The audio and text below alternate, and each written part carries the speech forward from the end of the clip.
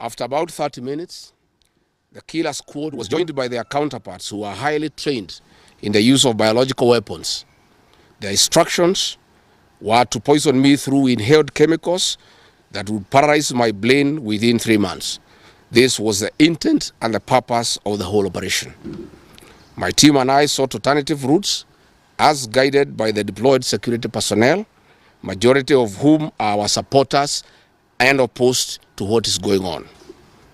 We have credible information that President Ruto has directed that my private security personnel be disarmed and be targeted for withdrawal of their licenses so that they can leave me vulnerable to allow room for goons to attack and possibly eliminate me. President William Ruto has expressed ungovernable anger that the state-sponsored goons are being overpowered by my private security personnel who are licensed gun holders. President Ruto is furious that the people of Kenya have not forgotten about the Kiambaa church massacre, where children and women were tortured in the 2007 and /8 post-election violence, and is unhappy that I keep on reminding the people of Kenya of the heinous act. I want to say that although Kenyans forgive each other, they cannot forget this, and there is nothing the president can do about it. The president was also utterly livid that I exposed his grabbing of 5-acre piece of land inside Gong Forest, where he intends to put a private hotel. About my statement on post-election violence, this was a precautionary statement and not incitement. It is based on historical facts and past electoral experiences of 1992, 1997 and 2007 controversial elections, that we must have a free and fair election in 2027. It is my civic duty as a leader to remind IEBC, all agencies and institutions charged with election management, that they must deliver free, fair, verifiable and credible election.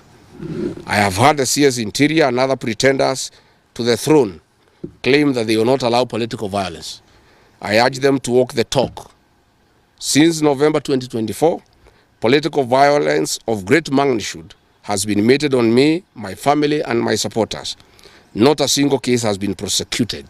For instance, on 28th November 2024, at a solemn funeral service in Limuru, Kiambu County, I was attacked by organized criminal gangs and a police escort. On 28th December 2024 in Shamata, Nyandarua, an inspector of police flanked by criminal gangs threw tear gas canisters at me.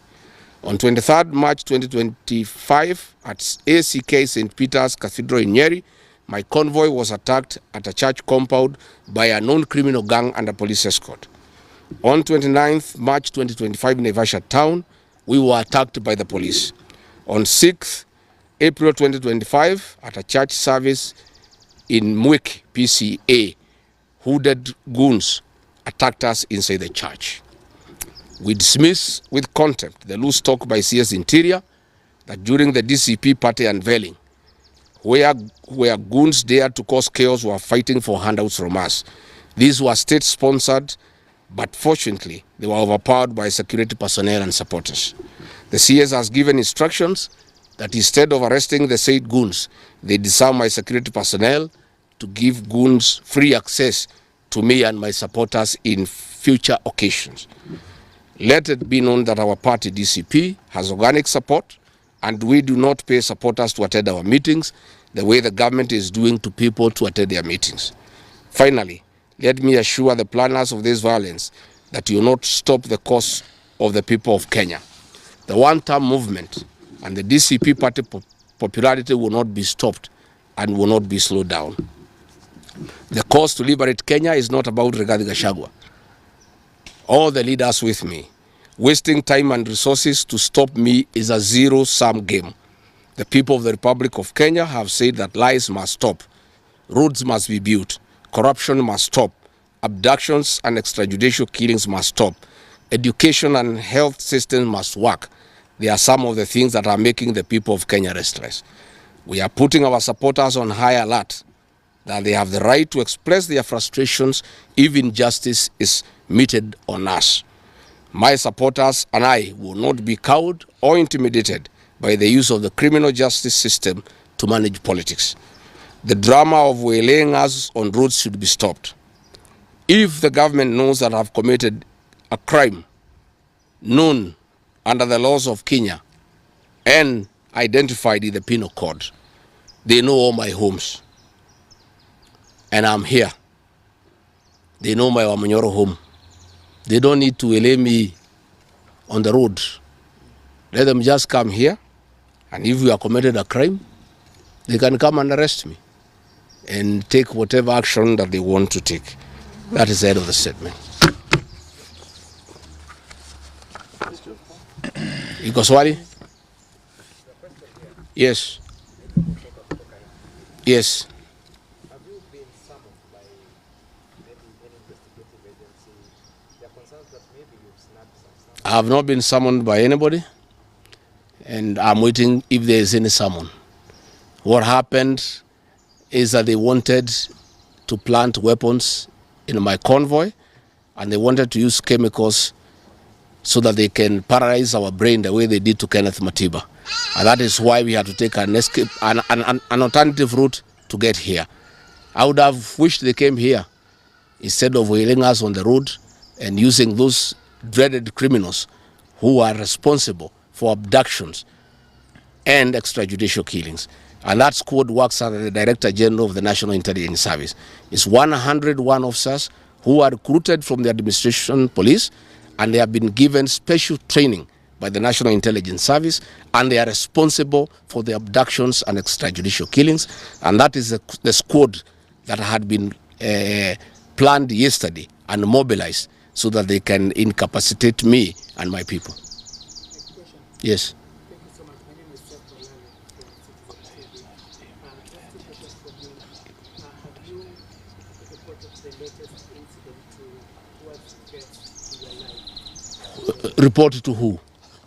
These are the same people who want to kill me. How do you report to the people who are planning to poison your mind so that the brain can be paralyzed and then you become a vegetable?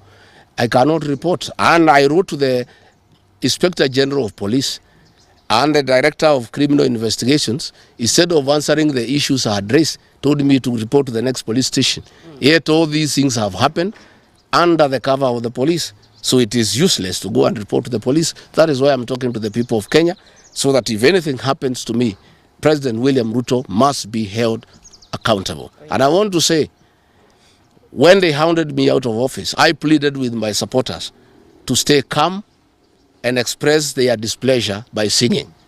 That is no longer going to be the case. And my supporters have blamed me for not allowing them to stand up to intimidation and the wrong things that are being done against their leaders. Therefore, our supporters are on high alert, and they will be part of the leadership and ourselves who will be resisting impunity and intimidation by William Ruto and the government. Oh, yes. You've been on record in church in Gachagua yesterday saying you were misquoted.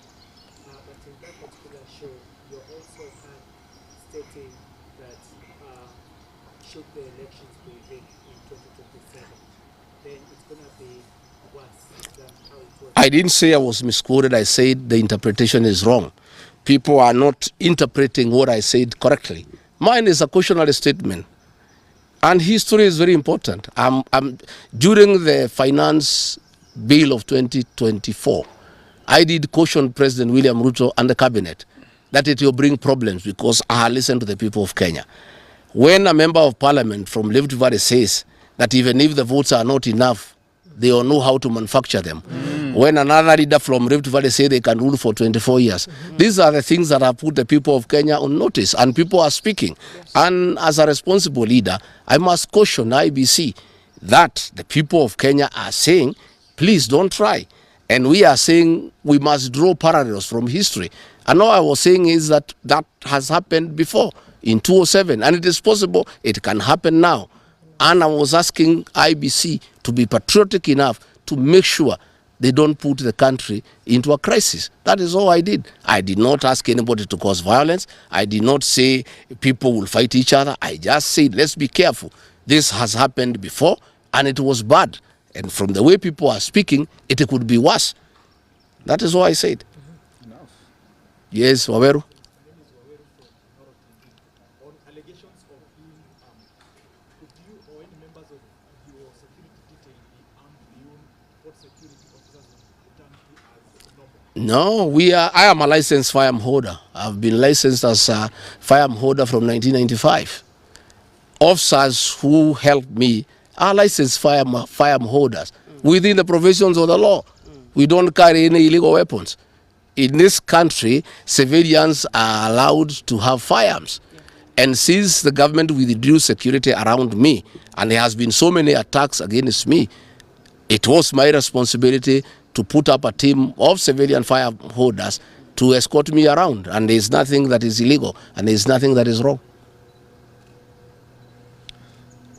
Tumesikizana? Asanteni sana.